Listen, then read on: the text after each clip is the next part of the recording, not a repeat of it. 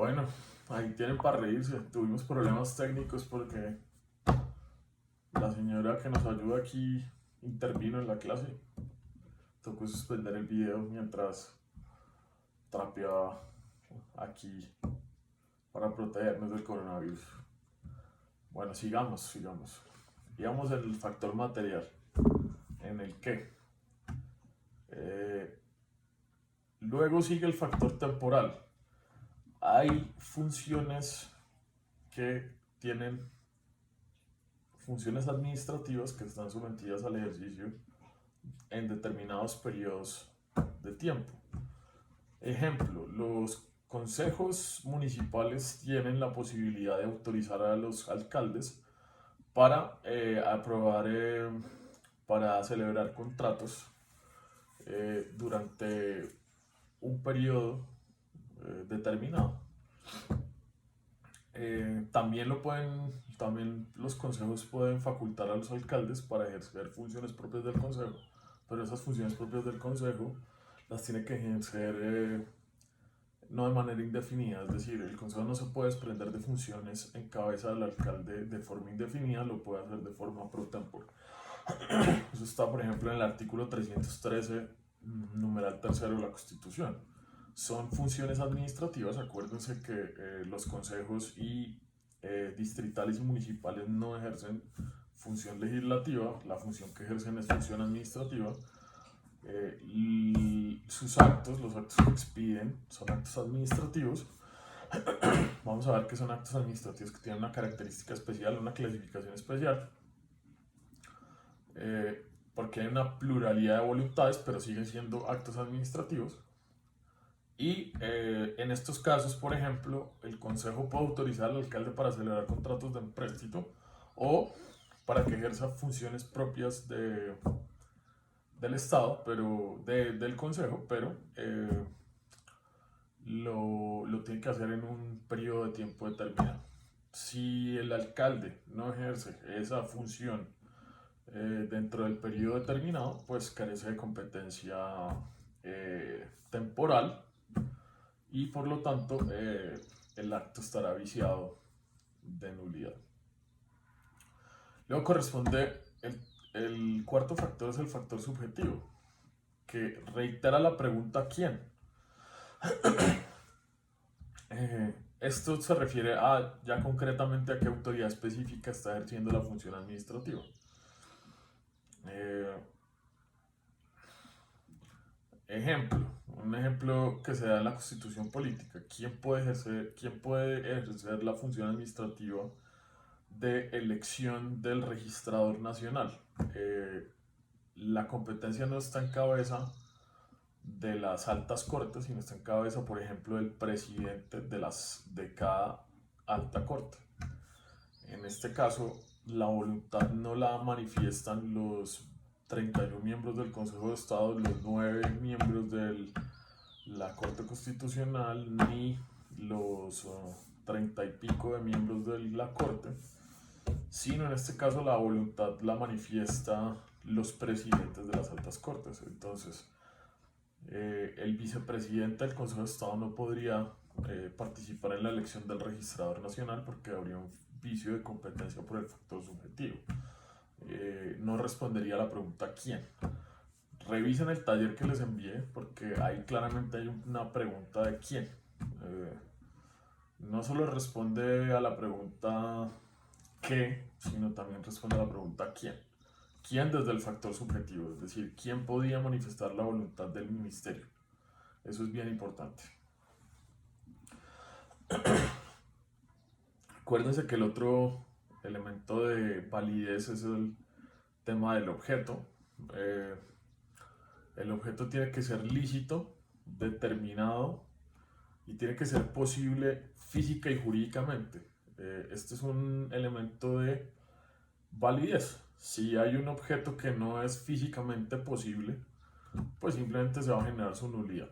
Eh, no sé, como autorizar la entrada de un avión que viene cargado de droga, de una droga ilícita. Pero si el presidente que había cerrado las fronteras cosa que esperamos que hubiera hecho desde el primer día, pero no lo ha hecho. Pero supongamos, si el presidente hubiera cerrado completamente los vuelos, pero viniera un avión cargado con las vacunas, pues ahí podría hablarse de una excepción, podría manifestar la voluntad y ahí sería un elemento de... El objeto de la manifestación de la voluntad sería permitir que ingresaran vacunas.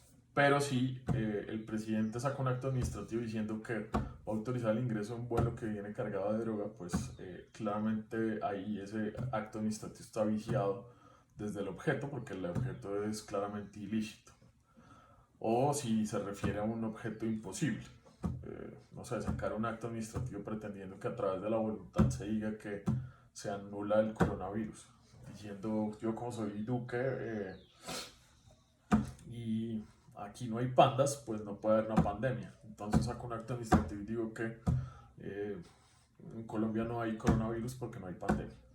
Eso sería un acto administrativo que tiene un objeto imposible. Tal vez incluso ahí podría hablarse hasta de una inexistencia porque no habría ni siquiera objeto. Pero les estoy poniendo ejemplos medio absurdos como para que tengan en claro a qué se refiere el objeto. Recuerden, el objeto tiene que ser lícito, posible, determinado, determinable, y cuando hablo de referencia posible es que sea lícito, que sea posible desde el punto de vista jurídico y que sea posible desde el punto de vista físico. Acuérdense que el objeto responde a la pregunta ¿qué? Luego sigue la motivación, que responde a la pregunta ¿para qué? Recuerden, los actos administrativos tienen una motivación siempre, no importa si es un acto administrativo motivado, si es un acto discrecional. Todo acto administrativo motivado discrecional tiene motivación. Y siempre se responde a la pregunta ¿para qué?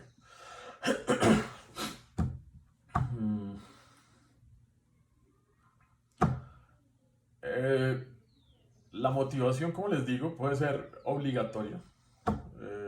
Porque, por ejemplo, la ley expresamente hace referencia a que tiene que ser el acto motivado.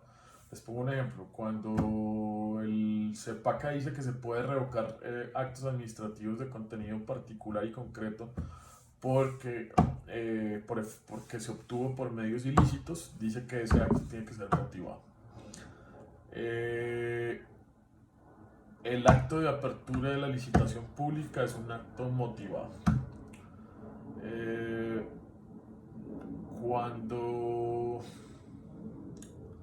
esas son motivaciones obligatorias, previas, porque la ley dice que antes de tiene que haber una motivación junto con el acto administrativo.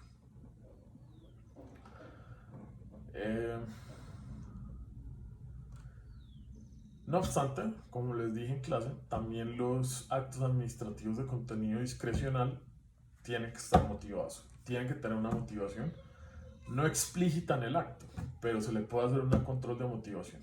Es decir, si yo tengo la potestad de declarar insubsistente a alguien y lo hago con una finalidad que es ajena al mejoramiento del servicio, pues me podrán hacer un control de legalidad del acto desde la pregunta de motivación, desde la pregunta ¿para qué? ¿Para qué declaré insubsistente a ese funcionario?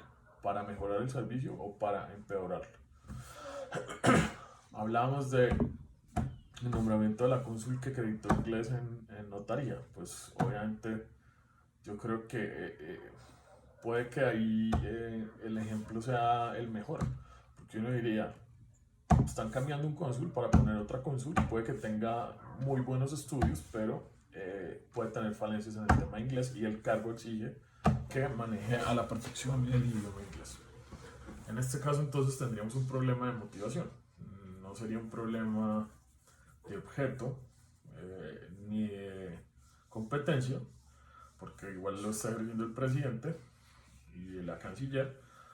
Estaríamos frente a un tema claramente de motivación.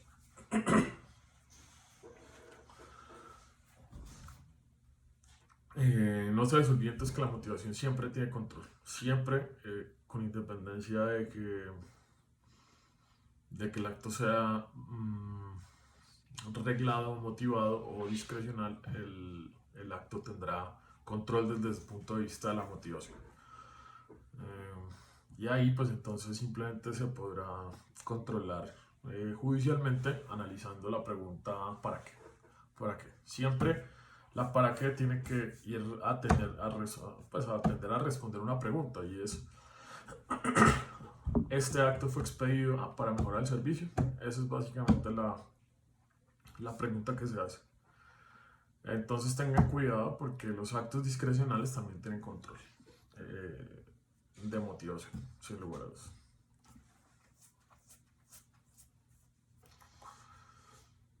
Bueno, cuando estamos hablando de los vicios del acto administrativo, vamos a ver que el acto puede tener problemas de motivación por ausencia, por una falta de motivación, es la misma ausencia, o por una falsa motivación o motivación que no es adecuada. Por eso se ha dicho que la motivación como requisito del acto administrativo debe ser seria, debe ser razonada, debe ser suficiente y debe ser íntimamente relacionada con la decisión que se va a adoptar. No pueden emplearse conceptos gaseosos, abstractos, conceptos descontextualizados. Todo tiene que estar referido al acto administrativo. Para la doctrina y para el Consejo de Estado hay una serie de actos que requieren una motivación especial. Por ejemplo, se ha dicho jurisprudencialmente que los actos que suprimen o restringen una situación jurídica o que restringen un derecho subjetivo tienen que estar motivados. Ejemplo, un toque de queda. Cuando Claudia López va a sacar un acto administrativo que restringe la circulación, es un acto que tiene que estar motivado, porque está restringiendo un derecho subjetivo claramente. Los actos administrativos que impliquen un cambio o práctica de la costumbre de la entidad. Si la entidad antes otorgaba formularios para pedir la pensión, supongamos que Colpensiones facilitaba los formularios para la reclamación de las pensiones de jubilación, y llega el nuevo director y el nuevo director dice que ya no se requieren esos formularios y que cada persona tendrá que hacer la petición de forma independiente e individual. En esos casos estaremos frente a una decisión que tiene que ser motivada, porque se está cambiando una práctica de la administración pública. El CEPACA se refiere expresamente a los que resuelven recursos. Los actos que resuelven recursos en la extinta vía gubernativa, hoy en día sigue existiendo, pero ya no se le llama vía gubernativa dentro del procedimiento administrativo, son actos administrativos que necesariamente tienen que estar motivados. Y una falencia, una ausencia de motivación, una falsa motivación de esos actos genera su nulidad.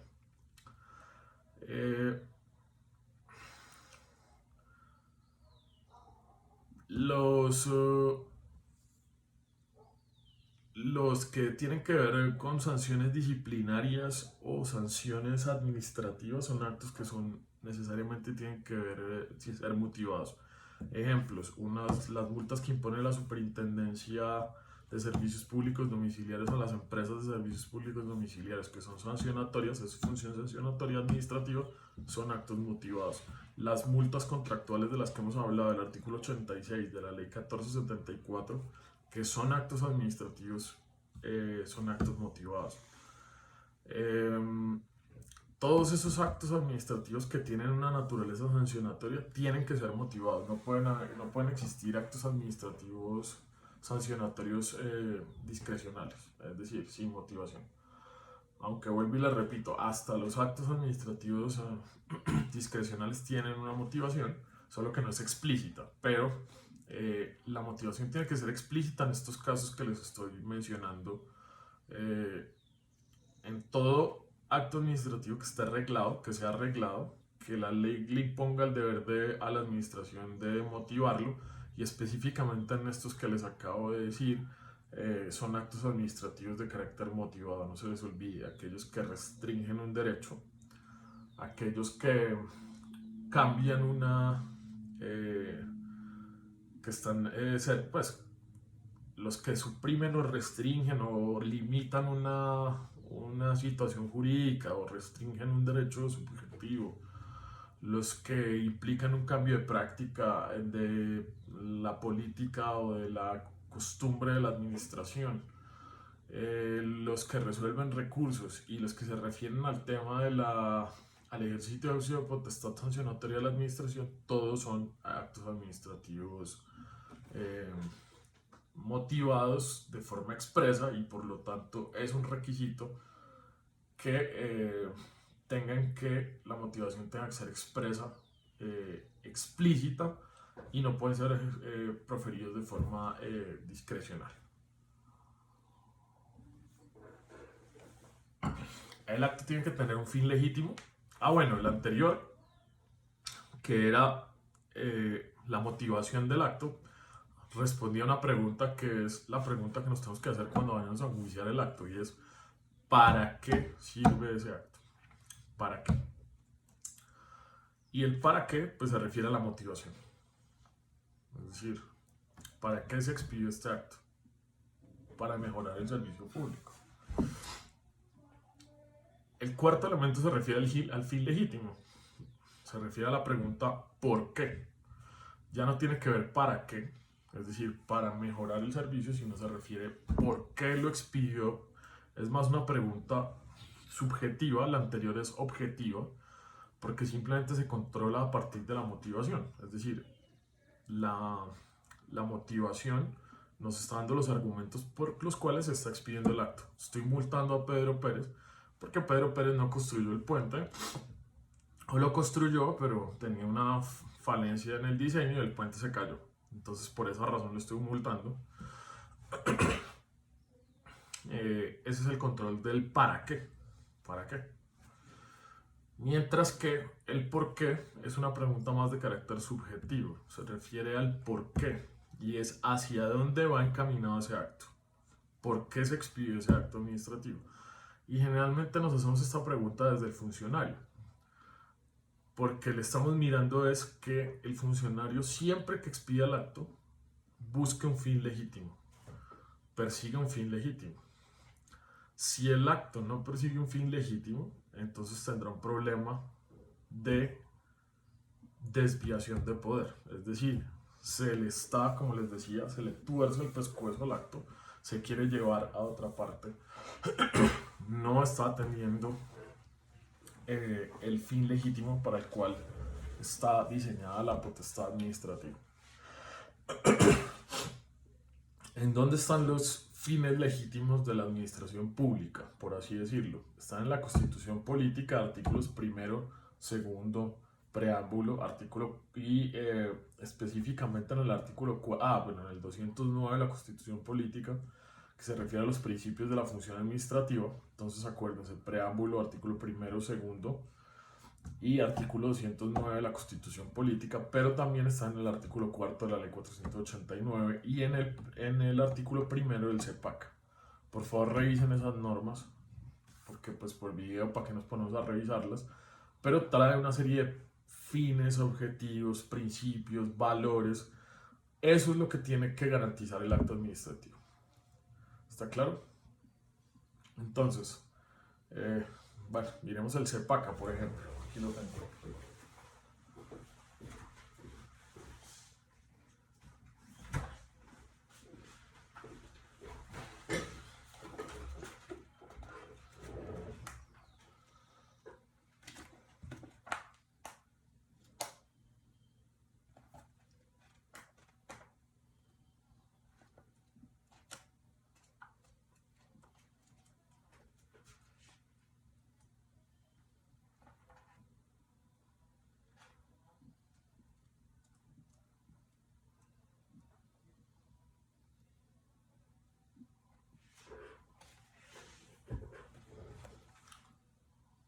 Aquí dice el artículo primero del CEPACA que las normas de esta parte primera tienen como finalidad proteger y garantizar los derechos y libertades de las personas, la primacía de los intereses generales, la sujeción de las autoridades a la Constitución y demás preceptos del ordenamiento jurídico, el cumplimiento de los fines estatales, el funcionamiento eficiente y democrático de la administración y la observancia de los deberes del Estado y de los particulares.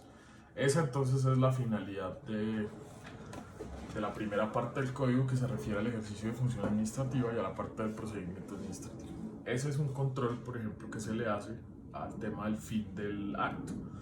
Lo mismo vuelvo y les insisto, artículo cuarto de la ley 489 y preámbulo, artículo primero, segundo y 209 de la Constitución Política.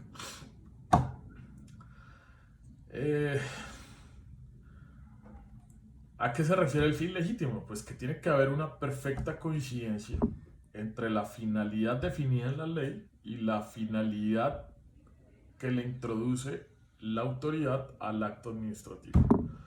Es decir, esa finalidad que está procurando el acto administrativo debe ser concordante con lo que dice la ley. Lo que se persigue debe ser lo que buscaba el legislador.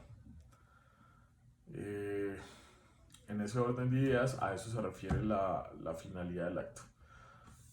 Problemas de finalidad del acto, pues creo que ya les puse un ejemplo y se los reitero. Lo preguntaba Nicolás tal vez la semana pasada, antes de que nos cogiera este coronavirus. Y la finalidad era, bueno, ¿en qué casos hay una falsa motivación y en qué casos hay una desviación de poder?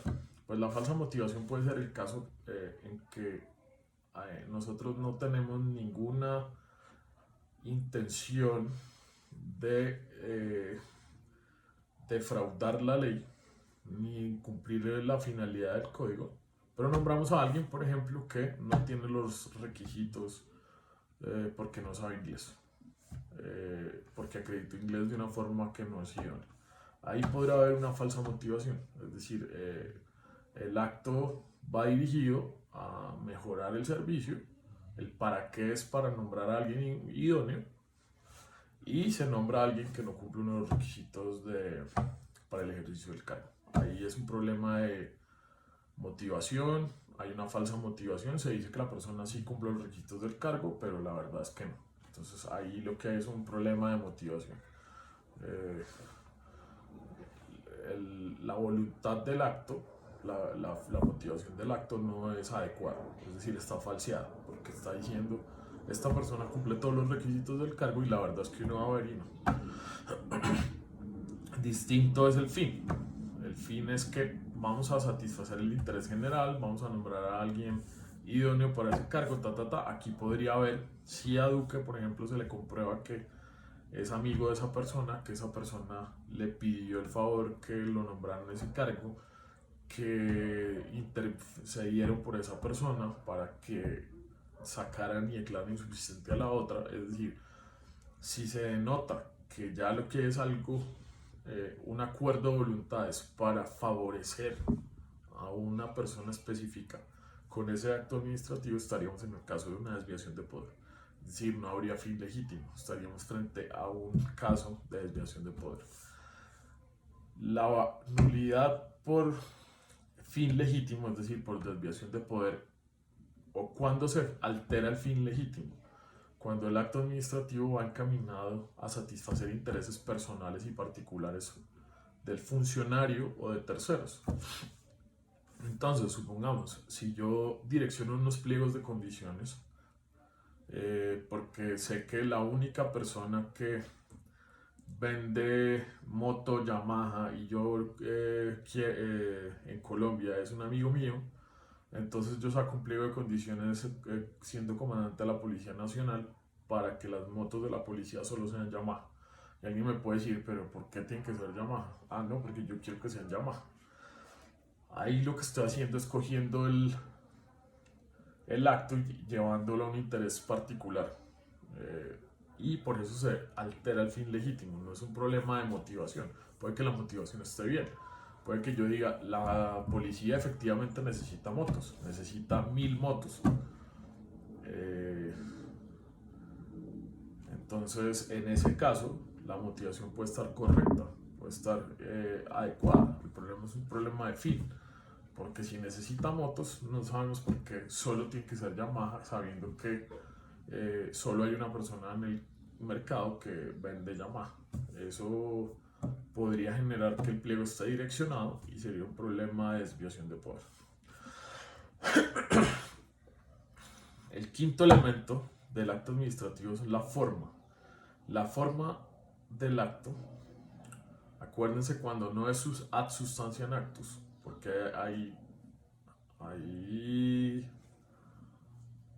hay actos administrativos que requieren de una forma específica para su existencia.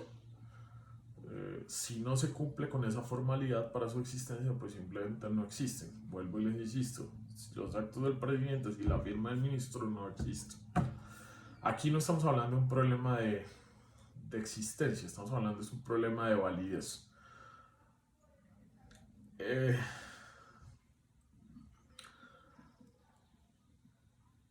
¿A qué pregunta responde la forma del acto administrativo? Responde la pregunta ¿cómo? ¿Cómo? Entonces, una cosa es la forma, que es la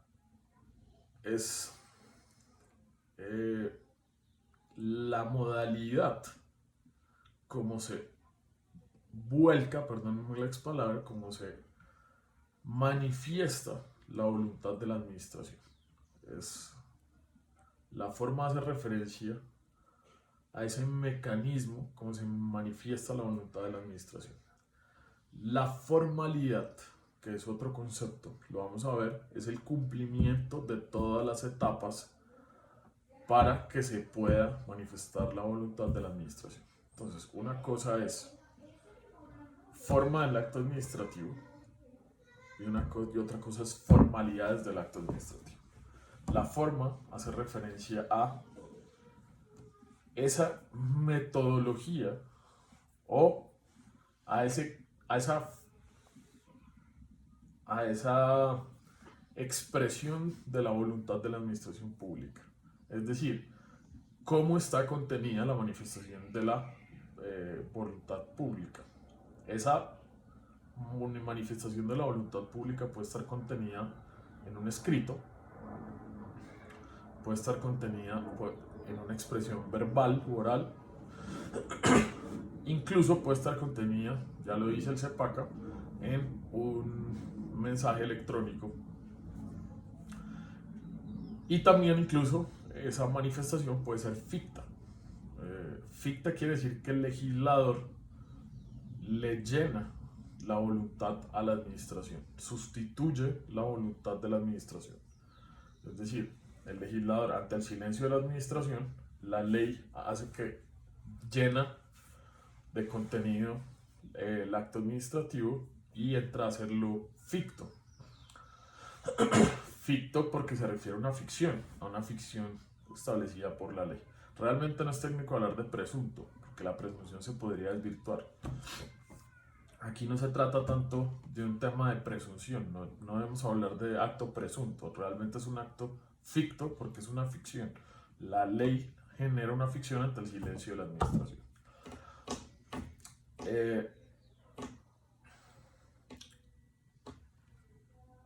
Un desconocimiento en el cómo, pues también genera problemas de validez del acto administrativo. Ejemplo, yo no puedo multar a un contratista de forma verbal, ya lo dijimos. La multa tiene que estar en un escrito y tiene que ser motivada. Yo no puedo, si le voy a imponer una multa, tengo que hacerlo a través de un acto administrativo escrito. Puede ser en audiencia, pero tengo que plasmarlo en un documento escrito donde exponga las razones por las cuales estoy imponiéndole una multa o un proceso disciplinario ante la Procuraduría. Lo puedo llevar a través de audiencias, pero la sanción tiene que estar contenida en un escrito y tiene que estar motivada. Ese es el cómo. Es decir, a mí no me pueden sancionar a través de un acto ficto, no me pueden sancionar a través de un acto verbal. Si me van a imponer una multa, por ejemplo, contractual. Eso se refiere a la forma, pero también puede haber un desconocimiento del cómo, de la forma del acto administrativo a partir de las formalidades. Si no se cumplen a cabalidad con cada uno de los procedimientos o etapas del procedimiento administrativo, pues entonces se va a generar un problema de violación a los derechos de defensa y al debido proceso, y eso generará entonces claramente un problema de validez del acto. Es decir, el debido proceso administrativo lo vamos a ver, no sé, ojalá presencialmente se levante esto, si no nos toca a través de estos videos, que me siento como en mi época de niñez, como cuando veía los dummies, pero bueno. Esto, entonces acuérdense, la forma se refiere a la forma en sentido estricto o a las formalidades. Forma en sentido estricto, perdónenme la redundancia, la forma, el mecanismo, la metodología, cómo se manifiesta la voluntad de la administración. Puede ser expresa o puede ser ficta. Si es expresa, puede ser verbal o puede ser escrita. Si es ficta, pues no hay ningún problema porque la ley genera la ficción del acto administrativo. La formalidad se refiere al cumplimiento de todas y cada una de las etapas que debe agotar la administración para proferir el acto. ¿Qué ocurre si la administración no agota todas y cada una de esas etapas? Pues que genera una violación al derecho de defensa y al debido proceso del administrado, y por lo tanto el acto será nulo. Ejemplo, no me dieron la posibilidad de controvertir las pruebas en el proceso administrativo sancionatorio, pues se desconocieron las garantías. Ejemplo, no me notificaron del acto de apertura de una sanción disciplinaria, pues se desconocieron las garantías. No me notificaron del pliego de cargos en el proceso administrativo sancionatorio, pues entonces se desconocieron las garantías. Eso es básicamente un tema de formalidades como elemento de validez del acto administrativo. Esta es nuestra quinta elemento. El último elemento de validez del acto administrativo ha surgido de forma jurisprudencial, y es que el acto administrativo tiene que tener una razonabilidad y una proporcionalidad. Y esto se refiere al tema de que no se pueden proferir actos administrativos arbitrarios, desproporcionados. Yo puedo tener multas pactadas hasta 10.000 millones de pesos, pero si la multa, si el incumplimiento es de 100 millones de pesos o de 50 millones de pesos, ¿por qué le va a usted imponer al contratista una multa de 10.000 millones de pesos? No tendría ningún sentido, ninguna razonabilidad ni ninguna proporcionalidad. Entonces este elemento ha surgido básicamente jurisprudencialmente, y lo que se dice es que tiene que ser claramente proporcionado el acto administrativo. El acto administrativo tiene que ser justificado, proporcional, tiene que tener una razonabilidad. Entonces, dependiendo de las situaciones fácticas concretas, pues entonces el acto tendrá unas consecuencias jurídicas, ¿de acuerdo? Esto, miren el artículo 44 del CEPACA, porque dice expresamente que bien sea que la decisión sea general o particular, discrecional, debe ser proporcional a los hechos que le sirven de causa. ¿Eso qué significa? Pues que el acto discrecional debe ser proporcional a los hechos. Eso debería incluso ampliarse, y se ha ido ampliando a los actos reglados. El Consejo de Estado lo ha ido ampliando sistemáticamente a los actos reglados. Estos son básicamente entonces nuestros elementos de validez del acto. Dejemos hasta acá, vamos a hacer una pausa, y ahora les subo un video sobre los elementos accidentales del acto, y arrancamos con los elementos de oponibilidad con presunción de legalidad. Doctores, les mando un abrazo, espero que ojalá esta situación se supere pronto. Saludos a todos. Nicolás, ¿cuántas lavadas de manos lleva el día de hoy? Ahora nos vemos. Chao.